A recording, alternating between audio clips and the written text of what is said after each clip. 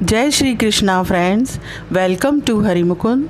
आइए आज श्रीमद् भागवत पुराण के 10वें स्कंद का 55वां अध्याय शुरू करते हैं। इसमें प्रद्युम्न का जन्म और शंबरासुर के वध की कथा बताई गई है। श्री सुखदेव जी कहते हैं, कामदेव भगवान वासुदेव के ही अंश हैं। वे पहले रुद्र भगवान की क्रोध अग्नि से भस्म हो गए थे। अब फिर शरीर प्राप्ति के लिए उन्होंने अपने अंशी भगवान वासुदेव का ही आश्रय लिया। वे ही काम अब की बार भगवान श्री कृष्ण के द्वारा रुक्मणी जी के गर्भ से उत्पन्न हुए और प्रद्युम्न नाम से जगत में प्रसिद्ध हुए। सौंदर्य, वीर्य, सौशील्य आदि सद्गुणों में भगवान श्री कृष्ण से वे किसी प्रकार कम न थे। बालक प्रद्युम्न अभी 10 दिन के भी नहीं हुए थे कि काम रूपी शंबरासुर वेश बदलकर सूतिका ग्रह से उन्हें हर ले गया और समुद्र में फेंक कर अपने घर लौट गया। उसे मालूम हो गया था कि यह मेरा भावी शत्रु है। समुद्र में बालक प्रद्युम्न को एक बड़ा भारी मच्छ निगल गया। तदंतर मछुओं ने अपने बहुत बड़े जाल में फंसाकर दूसरी मछलियों के साथ उस मच्छ को भी पकड़ लिया और उन्होंने उसे ले जाकर शंबरासुर को भेंट के रूप में दे दिया। शंबरासुर के रसोइये उस अद्भुत मच्छ को उठाकर रसोई घर में ले आए और कुल्हाड़ियों से उसे काटने लगे। रसोइयों ने मत्स्य के पेट में बालक देखकर उसे शंबरासुर की दासी मायावती को समर्पित किया। उसके मन में बड़ी शंका हुई। तब नारद जी ने आकर बालक का कामदेव होना, श्री कृष्ण की पत्नी रुक्मणी के गर्भ से जन्म लेना, मच्छ के पेट में जाना, सब कुछ कह सुनाया। वह मायावती कामदेव की यशस्विनी पत्नी रति ही थी। जिस दिन शंकर जी के क्रोध से कामदेव का शरीर भस्म हो गया था, उसी दिन से वह उसकी देह के पुनः उत्पन्न होने की प्रतीक्षा कर रही थी। उसी रति को शंबरासुर ने अपने यहाँ दाल भात बनाने के काम में नियुक्त कर रखा था। जब उसे मालूम हुआ कि इस शिशु के रूप में मेरे पति कामदेव ही हैं, तब वह उसके प्रति बहुत प्रेम करने लगी। श्री कृष्ण कुमार भगवान प्रद्युम्न बहुत थोड़े दिनों में जवान हो गए। उनका रूप लावण्य इतना अद्भुत था कि जो स्त्रियां उनकी ओर देखती उनके मन में श्रृंगार रस का उद्दीपन हो जाता। कमल दल के समान कोमल एवं विशाल नेत्र, घुटनों तक लंबी लंबी बाहें और मनुष्य लोक में सबसे सुंदर शरीर। रति सलज्ज हास्य के साथ भौएं मटकाकर उनकी ओर देखती और प्रेम से भरकर स्त्री पुरुष संबंधी भाव व्यक्त करती हुई उनकी सेवा शुश्रूषा में लगी रहती। श्री कृष्ण नंदन भगवान प्रद्युम्न ने उसके भावों में परिवर्तन देखकर कहा, देवी तुम तो मेरी माँ के समान हो, तुम्हारी बुद्धि उल्टी कैसे हो गई? मैं देखता हूँ कि तुम माता का भाव छोड़कर कामिनी के समान हाव भाव दिखा रही हो। रति ने कहा, हे प्रभु, आप स्वयं भगवान नारायण के पुत्र हैं। शंबरासुर आपको सूतिका ग्रह से चुरा लाया था। आप मेरे पति स्वयं कामदेव हैं और मैं आपकी सदा की धर्म पत्नी रति हूँ। मेरे स्वामी, जब आप 10 दिन के भी न थे, तब इस शंबरासुर ने आपको हरकर समुद्र में डाल दिया था। वहाँ एक मच्छ आपको निगल गया और उसी के पेट से आप यहाँ मुझे प्राप्त हुए हैं। यह शंबरासुर सैकड़ों प्रकार की माया जानता है। इसको अपने वश में कर लेना या जीत लेना बहुत ही कठिन है। आप अपने इस शत्रु को मोहन आदि मायाओं के द्वारा नष्ट कर डालिए। हे स्वामिन, अपनी संतान आपके खो जाने से आपकी माता पुत्र स्नेह से व्याकुल हो रही है। वे आतुर होकर अत्यंत दीनता से रात दिन चिंता करती रहती हैं। उनकी ठीक वैसी ही दशा हो रही है जैसी बच्चा खो जाने पर कुररी पक्षी की अथवा बछड़ा खो जाने पर बिचारी गाय की होती है। मायावती रति ने इस प्रकार कहकर परम शक्तिशाली प्रद्युम्न को महामाया नाम की विद्या सिखाई। यह विद्या ऐसी है जो सब प्रकार की मायाओं का नाश कर देती है। अब प्रद्युम्न जी शंबरासुर के पास जाकर उस पर बड़े कटु कटु आक्षेप करने लगे। वे चाहते थे कि यह किसी प्रकार झगड़ा कर बैठे। इतना ही नहीं, उन्होंने युद्ध के लिए उसे स्पष्ट रूप से ललकारा। प्रद्युम्न जी के कटु वचनों की चोट से शंबरासुर तिलमिला उठा, मानो किसी ने विषैले सांप को पैर से ठोकर मार दी हो। उसकी आंखें क्रोध से लाल हो गईं। वह हाथ में गदा लेकर बाहर निकल आया। उसने अपनी गदा बड़े जोर से आकाश में घुमाई और इसके बाद प्रद्युम्न जी पर चला दी। गदा चलाते समय उसने इतना कर्कश सिंहनाद किया मानो बिजली कड़क रही हो।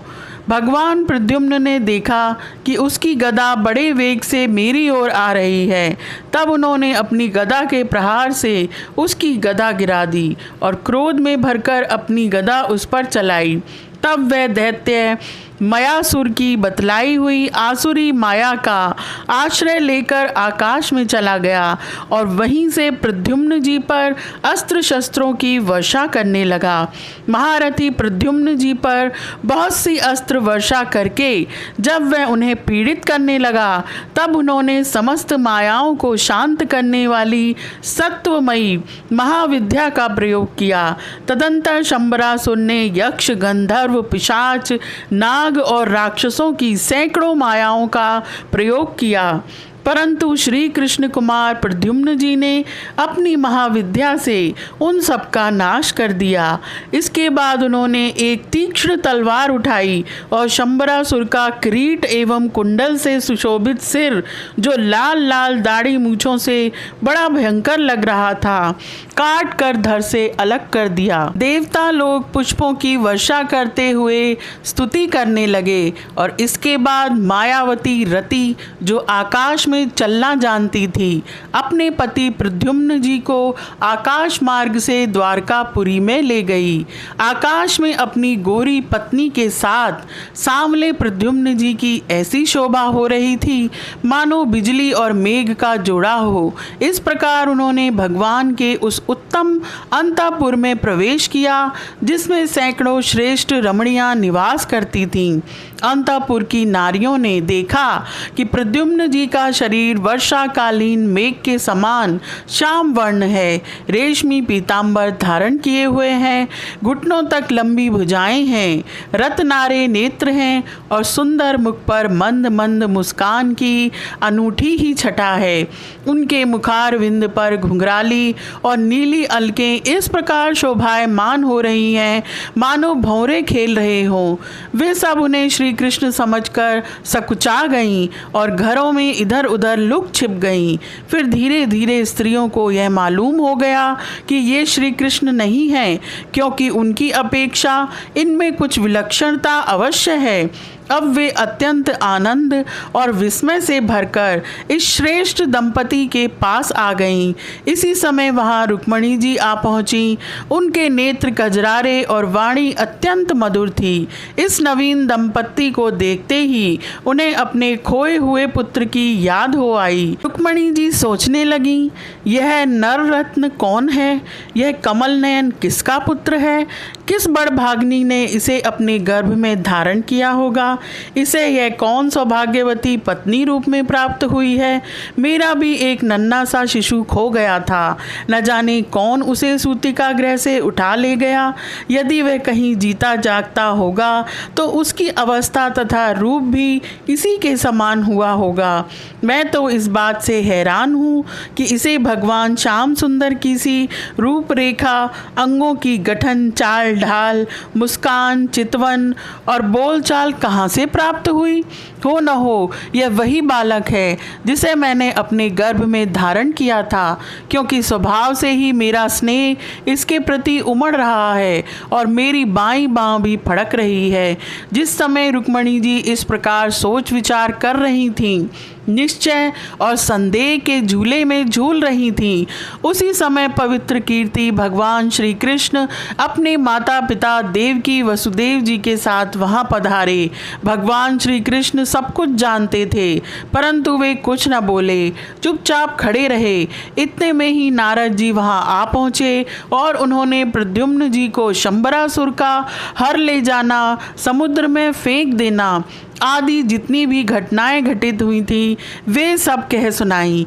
नारद जी के द्वारा यह महान आश्चर्यमयी घटना सुनकर भगवान श्री कृष्ण के अंतःपुर की स्त्रियां चकित हो गईं और बहुत वर्षों तक खोए रहने के बाद लौटे हुए प्रद्युम्न जी का इस प्रकार अभिनंदन करने लगी मानो कोई मरकर जी उठा हो।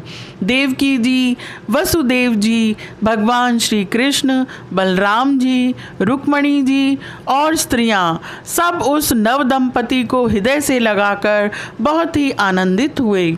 जब द्वारकावासी नर नारियों को यह मालूम हुआ कि खोए हुए प्रद्युम्न जी लौट आए हैं, तब वे परस्पर कहने लगे, अहो कैसे सौभाग्य की बात है कि यह बालक मानो मरकर फिर लौट आया। प्रद्युम्न जी का रूप रंग भगवान श्री कृष्ण से इतना मिलता जुलता था कि उन्हें देखकर उनकी माताएं भी उन्हें अपना पतिदेव श्री कृष्ण समझकर मधुर भाव में मग्न हो जाती थीं और उनके सामने से हटकर एकांत में चली जाती थीं। श्री निकेतन भगवान के प्रतिबिंब स्वरूप काम अवतार भगवान प्रद्युम्न के दिख जाने पर ऐसा होना कोई आश्चर्य की बात नहीं है। फिर उन्हें देखकर दूसरी स्त्रियों की विचित्र दशा हो जाती थी, इसमें तो कहना ही क्या है। यह अध्याय यहीं समाप्त होता है। आज के लिए इतना ही। Please like, share and subscribe my channel. Thank you.